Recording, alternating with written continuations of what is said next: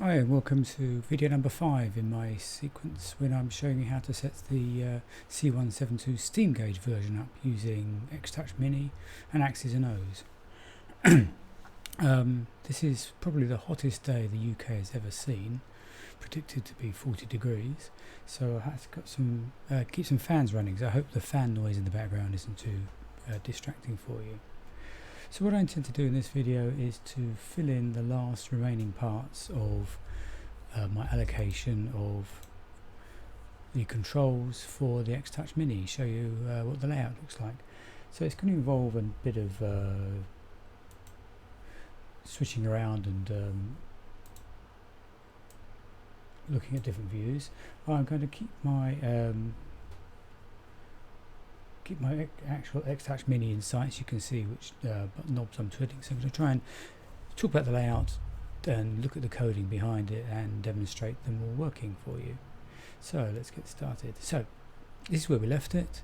I've got from the G5000 GPS unit, I've got the megahertz and kilohertz and the comms all sorted out, and the same over here. I've got the bottom right hand button so I can go through the flight planning procedure and use all the functions there, and I've got the various buttons allocated here, so I can do the flight plan and messaging and OBS and that kind of stuff. So that's all linked to the G5000. So let's run along the top here and look at the various things I want to add on here. So the first thing to add on is a control for the VOR1, the OBS1. So that is, let's get this picture into view for you. I want to better control this knob here, and that's done using Axes and O's, of course, and the second one across here, and it's two allocations we need. The VOR1 OB, that's the one that decrements it, and it decrements it by 1, and as ever we just hunt that down using a filter in here, and VOR1 OB decrement, and then allocate it by turning the knob. Remember, turn the knob twice because the first turn just detects a click and the second one works out which way you meant to turn it. Okay, I won't bother changing that though, I'll cancel that. And exactly the same with the increment button, just use the filter, hunt it down, and away we go. So allocate that by turning right. So that's that one simply done. So that's the OBS one. The next one across is my heading, and I'm using the heading and the heading set. So let's have a look at that working. So bring that back in. So the heading is this heading bug here. I'm not going to worry about this one here. That's to do with the drift that you get with magnetic and gyro settings. I really have run out of allocations at the moment for that one, so I have to do that one manually, but I've got that switched off anyway. I've turned off the drift for the moment. Okay, so let's have a look at how that works. So it's the heading bug, and so you've got heading bug, increment and decrement, just exactly the same as the other ones. Just do the filter for heading bug and it'll come up. Nothing clever there. And allocate it by turning the buttons, and the increment is exactly the same. So nothing fancy on that one. And then the heading bug set, that's the one that will set this bug. Let's change that bug, move it around a bit. So when I press this button here, that will synchronize the two automatically, and that is here. So that's a script that I downloaded from somewhere else, I believe, but that's the one, the basic ACT heading to AP, and it's a bit of reverse Polish notation, and we need to look at that script then. So let's close this and let's have a look at the script. I'll be in script editor, basic ACT heading to AP, and that's what the script looks like. So it reads the plane degrees for the gyro and then writes it out to the heading bug set. So that's the script. Read that variable and write it to here. So that's quite an easy script to write. Okay, so that's that one done. Next on my list, the setting the ADF, and that is this one here, controlling the card for the ADF. If you're trying to fly by ADF and you want to calculate offsets and wind drifts and things like that, don't use it very often, but I put it in anyway. So where's that? So if you turn the ADF, it's the ADF card, decrement and increment, and it's just a simple one. It's a basic function, so you just hunt it down. You can use an ADF filter to find that one. So that works just like this. If I just turn the knob, it clearly turns the card in the background. Right, next one across is the barometer, the Colesman. So that is this one here, changing the setting here, and so obviously if I turn that knob I can change the pressure setting for the day,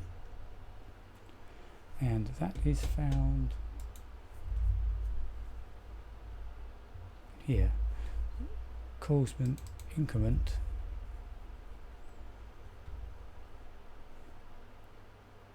Again, nice easy one to track down, Colesman increment, and obviously the decrement. Now you'll see there's two Colesman entries, and I'll come to that in a little bit, but that one here, this one here, changes the manual steam gauge. Okay.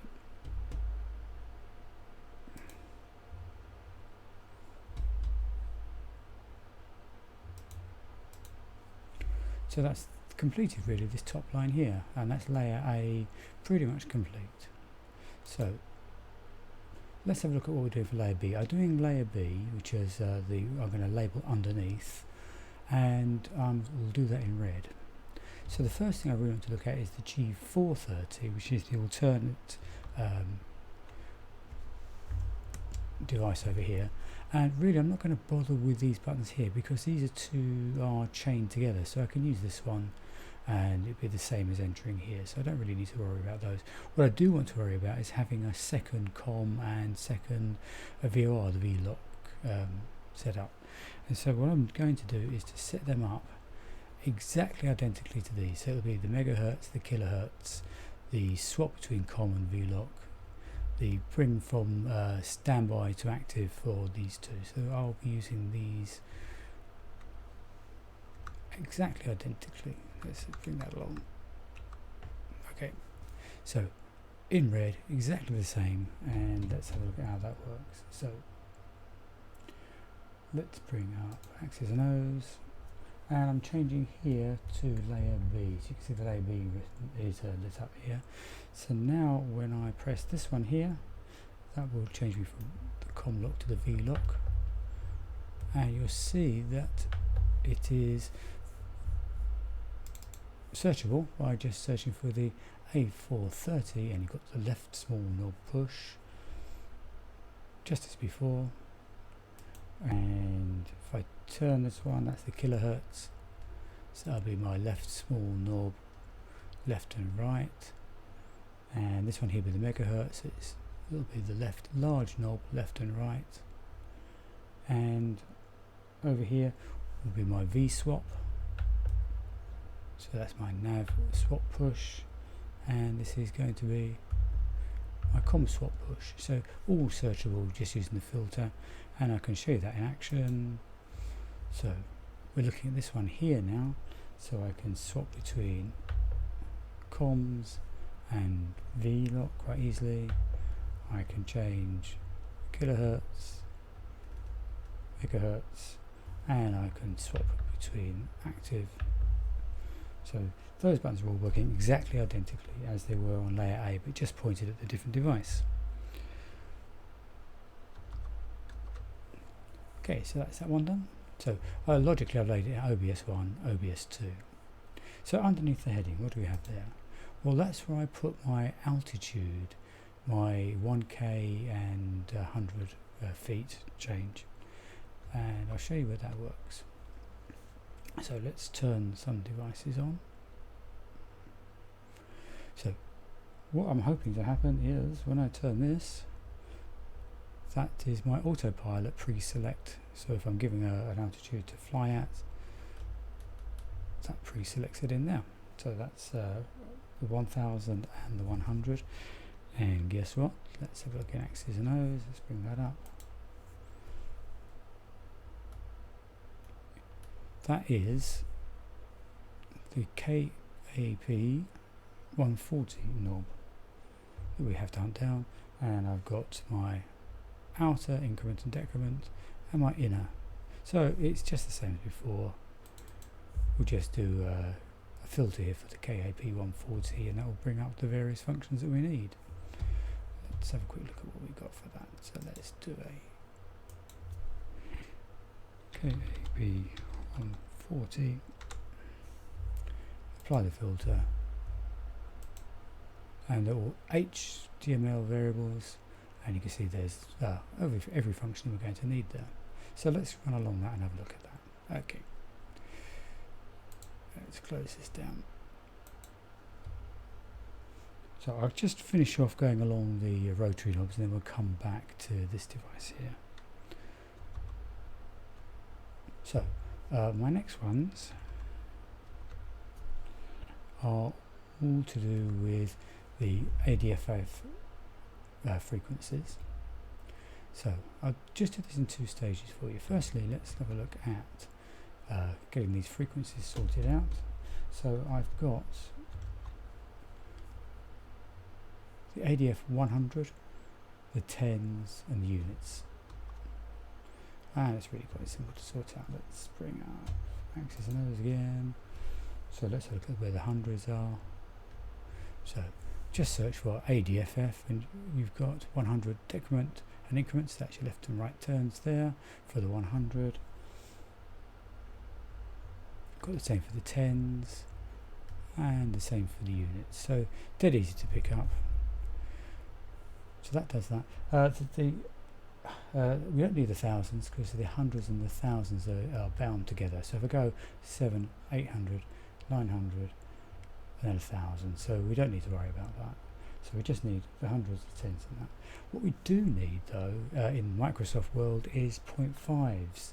I don't know what it's like globally, but in the UK we have quite a few sets of various like 223.5s. In the real world, it's tuned to 223, and 223.5 will make no difference. There's enough spread in the device, it'll pick it up anyway. There's no clash because they are sited so far apart. But in the digital world, we do need to put in a 0.5. It won't pick it up otherwise. And quite a few of the charts are out of date, so you've got to check carefully on the Microsoft list to see whether it's got a 0.5 or not in the end. So we need two things. I need to have an ADFF swap so that I can bring it from standby to active, and I need to be able to add a 0.5 to it. So let's have a look at these two. Let's look at the ADF swap first of all. So here's my ADF swap. Press that button here and the 701 should swap over with the 890. That becomes the active frequency, and that is done with ADF1 radio swap.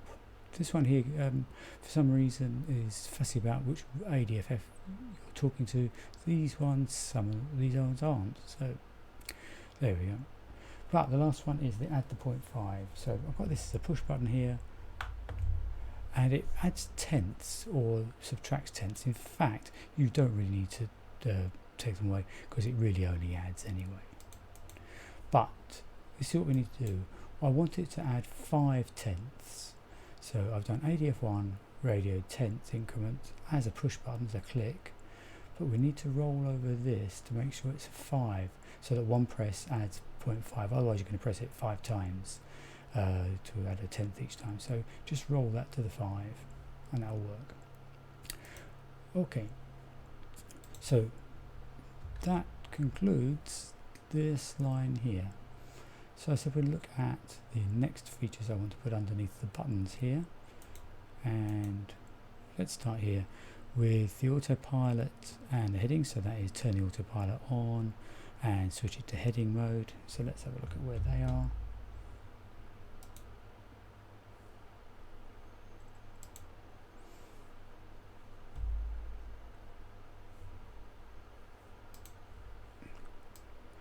So turning on the autopilot,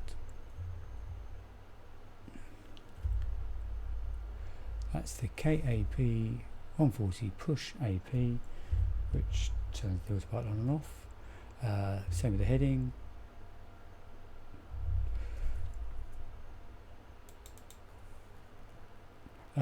I found this works better as a key up event. It seemed to be, I don't know if it's a button problem I got, but I did it as a key down event, and it didn't register every time. So I put it up as a key up event, and that seems to work better. I'm going to go back and explore that. It could be just really I was having a bad day, but that seemed to work better for me. So maybe if you have a problem with the heading, try it as a down or not. Oh, I could try it now. Let's have a look. Let's do a search for the KAP 140.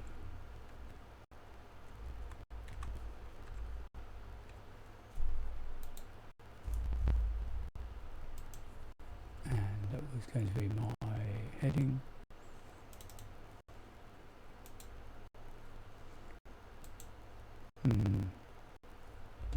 I'll come back on that. We'll have a look at that later. Okay, so that's that is set up. Next one along is my nav. So I press the nav on that, and it's the KP on 14 nav. I had the same thing, same issue, that it worked better as a key up event than a key down event. But perhaps I need to update that. Okay. And then the next one across, approach mode. Guess what? If I press the approach mode, same thing. Key up event was more reliable than the key down event.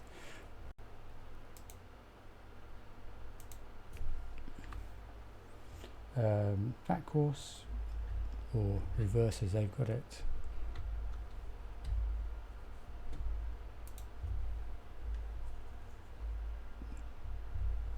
Let's have a look at that. KAP 140 push reverse, and another one that I did as a key up event. So something was going on that day, and that was what I explored and found out. Altitude hold. So that puts it into the altitude hold mode.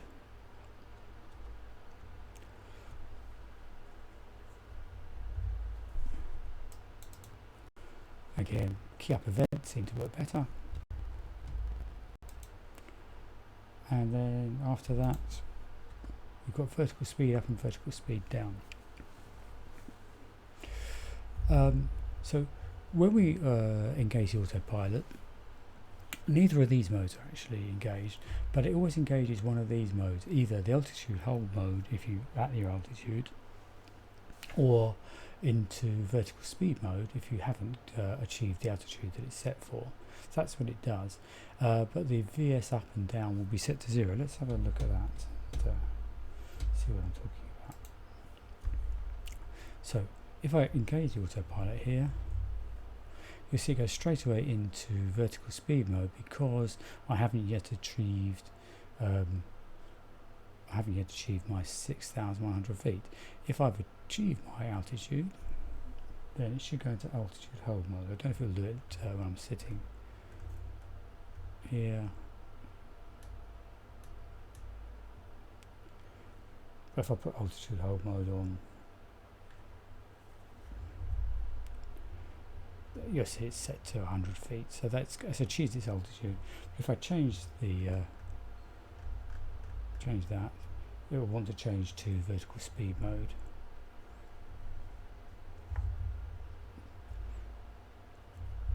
turn that off and turn it back on again. That should go into VS mode. There we go. So it's expecting now to be told what speed to go up at.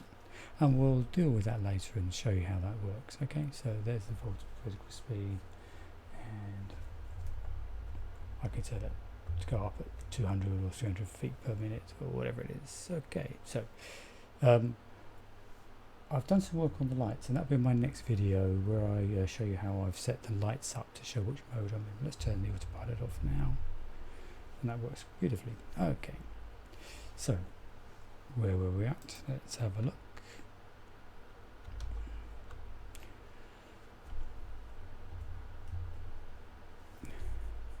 So all those allocated now, so that's all the autopilot, and I put it on the same layer as the G430, so that it's all the secondary ones here, but that brings me to autopilot mode. That brings them all together.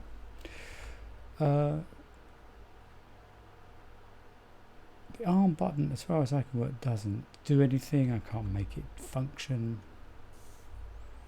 That's the arm there. But I put it in for completeness, so again it is press the arm,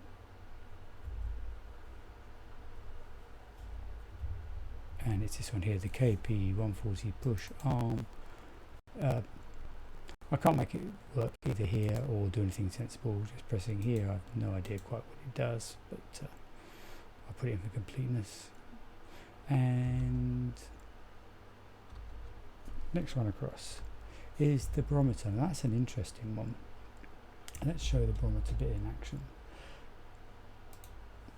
As we said, that there's no link between the barometer you set here. So if I turn it to there, that won't affect the barometer reading here, and this is set for the autopilot. So it may, if you get this right, it'll indicate the correct height, but if you haven't set it here, it will try to fly you at 7,000 feet, because there'll be a discrepancy, in here, there'll be a discrepancy here if you haven't got the two set correctly. So I'm going to set this to, so what should we go with? Let's go to, it's quite high pressure today actually. So let's go to 30.2. That's what we're setting it at, and I want to set the this to the same. Okay, so let's do it on here first of all, then I'll show you how it works on the X Touch. So pressing the barometer, it brings it up into pascals, I believe, and if we do a long press on it,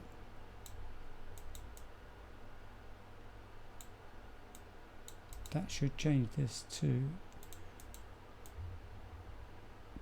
let's see if it works on here. The long click on here changes it to inches of mercury. So the long click actually works better here than it does here. From holding that down, that's taking it to mercury. Hold it down again. Oh, it does work. So it's a long click. So I've got a long click programmed into the button here as well. So first click takes me to here. Long click switches. Now you haven't got very long to make the changes. That's one of the features. If we do it on here as well, if I click on here, barrow, then try to start changing it, you haven't got very long before that switches off and goes somewhere else. Okay, so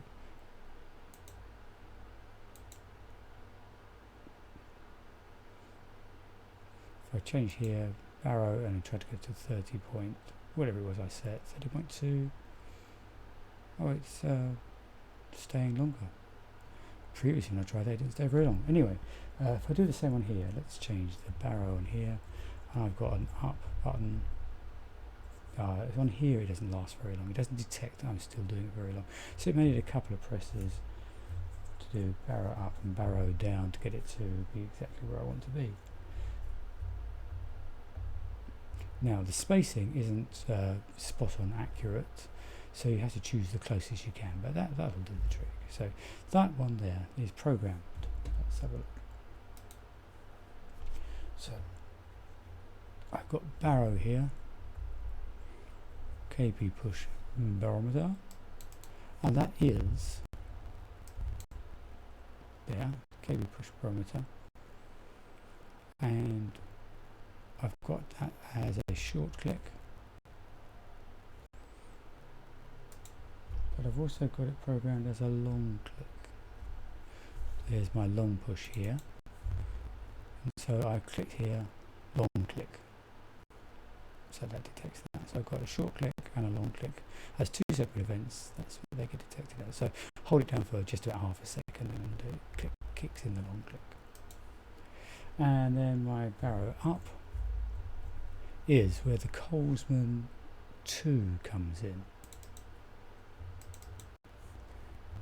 So it's the Colesman, the same function, but change this to a 2, so it's sending it to number 2 for the increment. And again, let's move down here. There's my decrement 1, exactly the same as the Colesman 1, but change that to a 2. So you just roll over that with the mouse wheel, change that to a 2. So we've got two different barometers, two different Colesman we have to work with. And that's really it. That's what I've got laid out here for all those. So the barrow run up and barrow down is all on there. Okay, so long click, short click to change between pascals and inches of mercury, and then those there. Remembering these don't stay out very long on here, they stay out better if you're using the screen. So I've got a few extra buttons here which I haven't really allocated yet. Not quite sure what I'm going to do with those. What I have done actually is I put the COM swap and the V swap on here. These two buttons here. That button on my X-Touch Mini is getting a bit worn out, so it's a bit sticky, so I've up that as a backup, which you can see on the screen here. And also I put in extra up and down for the altitude 1K and the 100K, just so I don't have to fiddle with the knobs when I'm actually here. If I'm trying to quickly set, the buttons don't actually exist, they are replicants of this one here, so that would be changing altitude up and down. I can do the same here. I can go up and down in thousands and in hundreds just with button presses, just for my convenience at the moment. I'm not sure if I'm going to carry on with that, but it seems to work nicely for me when I'm setting the functions there when I'm given heights by ATC. Okay, so next video will be dealing with the scripts so that I can show you how I let's bring that up. When I turn the autopilot on, the autopilot light comes on here, and if I put it to heading mode, it shows heading mode, and it shows that I'm in vertical speed mode or altitude hold mode. So it shows the various modes that I'm in, and I'll deal with that script in the next video. Okay, I'll see you there.